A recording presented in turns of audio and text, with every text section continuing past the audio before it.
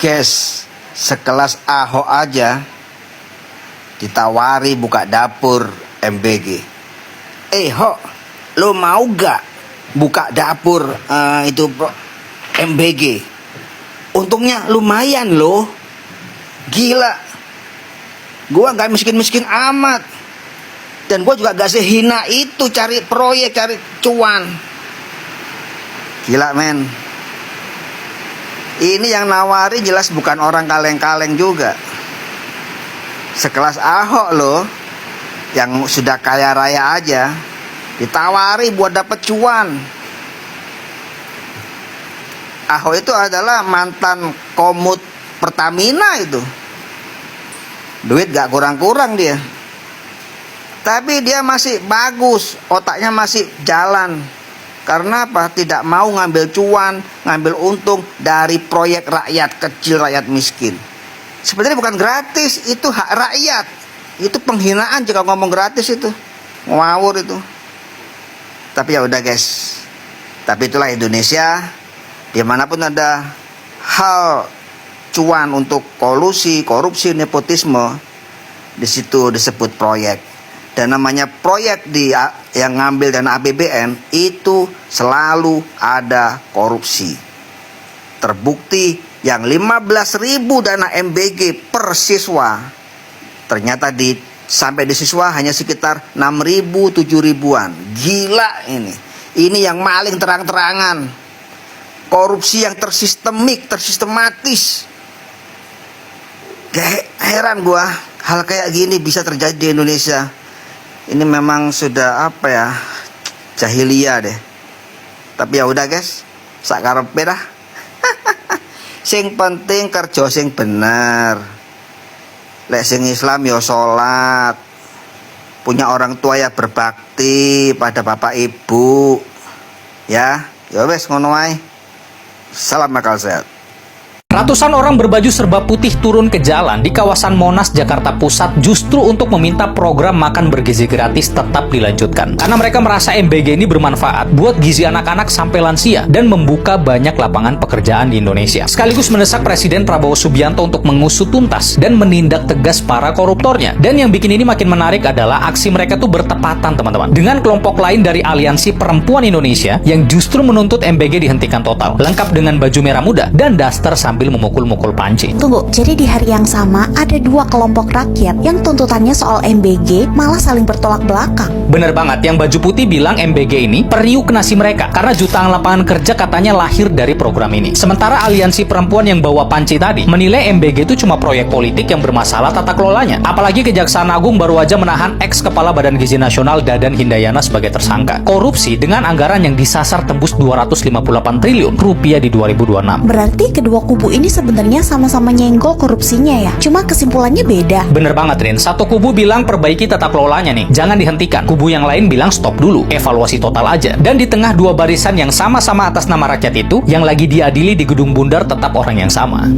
Ya teman-teman, disinilah kita bisa mengetahui bagaimana dengan integritas dari seorang Pak Ahok atau Basuki Cahayapurnama teman-teman.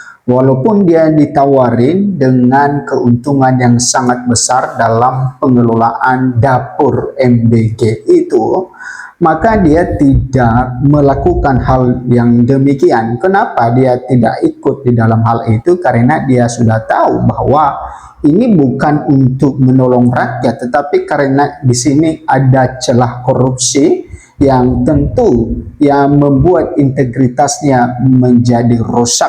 Nah, ini sangat bagus sekali bagaimana seorang calon pejabat itu menjaga selalu integritasnya untuk bisa selalu dipercaya oleh masyarakat. Nah, teman-teman, kasus MBG ini masih terus dibongkar oleh Kejaksaan Agung dan ada tersangka-tersangka yang baru, bukan hanya bertiga lagi, bukan hanya Dadan Indrayana, ya Dewi Pusung dan juga Sony Sonjaya, tetapi masih ada bagian swasta yang ikut terseret dalam kasus ini dan sudah diungkap oleh Kejagung.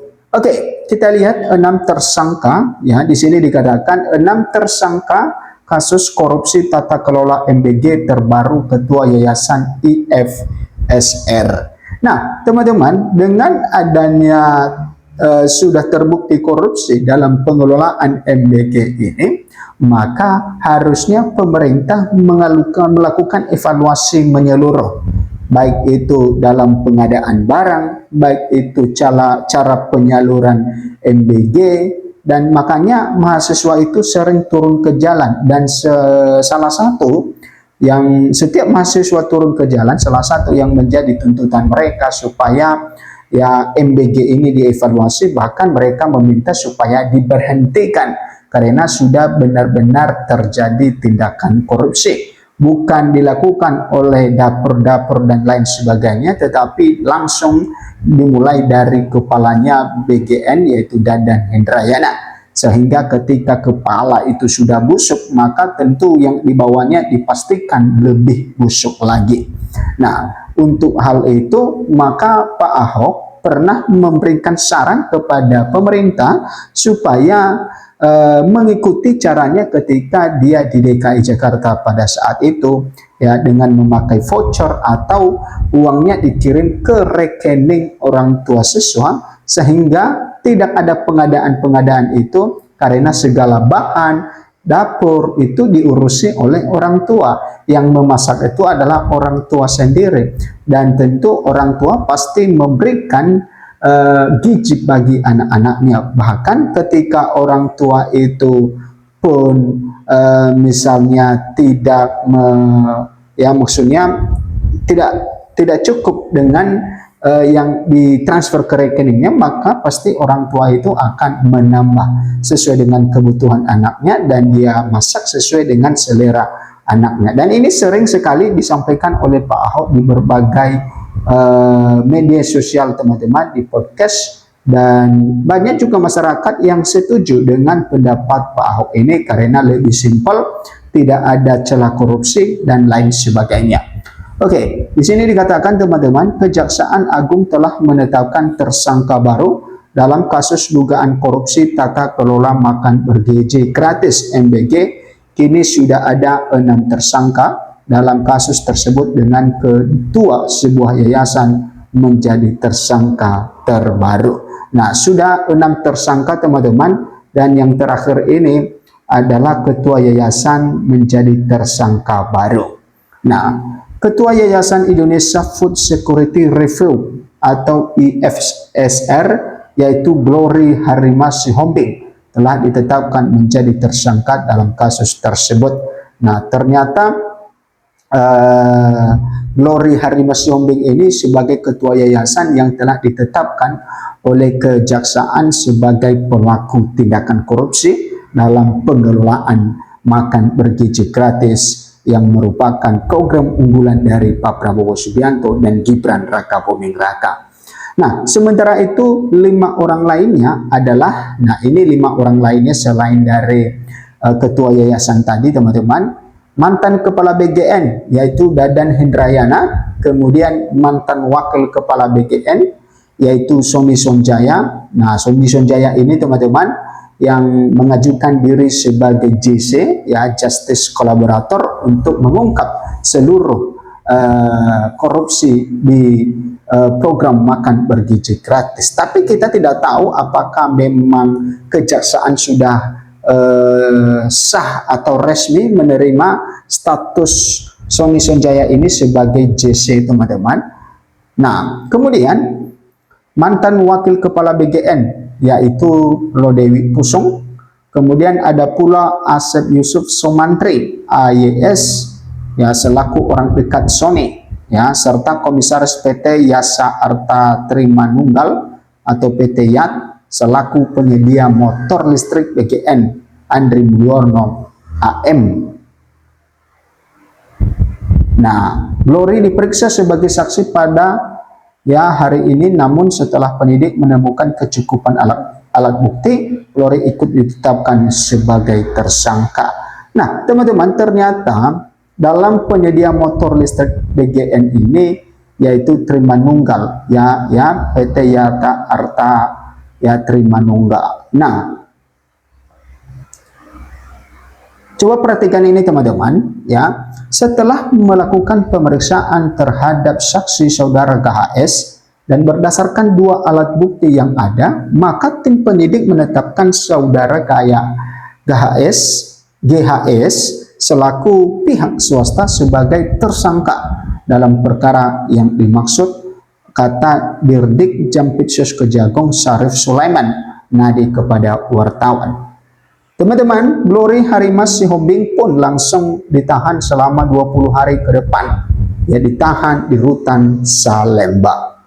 Nah, bahwa saat ini tersangka dilakukan penahanan selama 20 hari ke depan di rutan Salembang, cabang Kejaksaan Agung Republik Indonesia, kata Syarif.